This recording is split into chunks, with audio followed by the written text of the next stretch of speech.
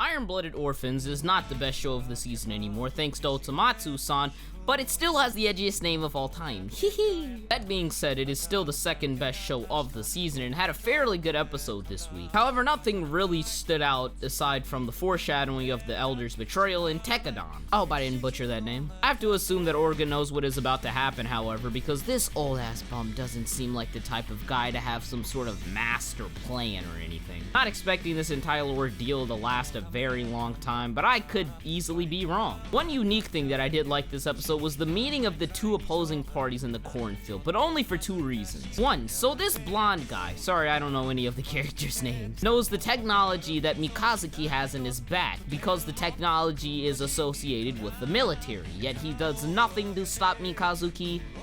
Why? You want information on the military, so why not ask the military? Yes, they will lie to you, but at that point you can force the intel out of them by threat. Take the two little girls as hostage or something, I don't know. Maybe he didn't interrogate them for intel because he was afraid of Mikazuki, but the lack of fear present on the blonde guy's face doesn't really support that statement. The scene was so dumb that I actually enjoyed it. Still not good though. Secondly, Mikazuki is not Inoho. Mikazuki isn't super smart, and he has emotions, which is why a big focus on him this episode wasn't as much as an issue as it was in previous episodes. Mikazuki is a family guy, and while his ability to suffocate people twice his size with his bare hands says otherwise, he just wants to protect those that he loves. It's like Mike Tyson holding a little bunny rabbit until it suffocates. Did he go overboard? Of course, and that was not acceptable. However, that out-of-control, hot-headed nature is what separates him from being a character like Ino, who was too smart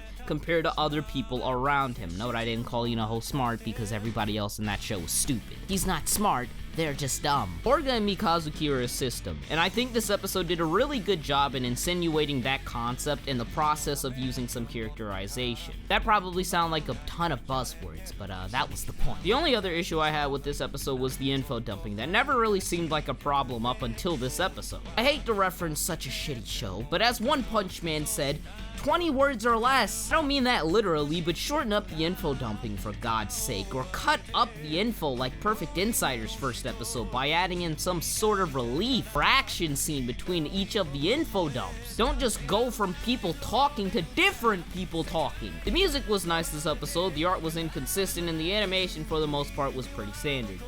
Nothing else to talk about. As for episode 3, the only thing that I have to say is that while the fight scene was nice, the pacing was very rushed. The guy that didn't want to kill children could have lasted easily for another 2 to 3 episodes, and his death was more comical than it was serious. Last episode wasn't bad, probably better than this one. Wasn't good though. TLDR, this wasn't a bad episode despite how much I might have criticized it in my review. There were just problems that I believe could be easily fixed if the pacing, possibly my biggest complaint of the series, was slowed down so the show doesn't feel like it's just rushing to get to the mech battles. As of now, it's still the second best show of the season, however, so I'm not worried.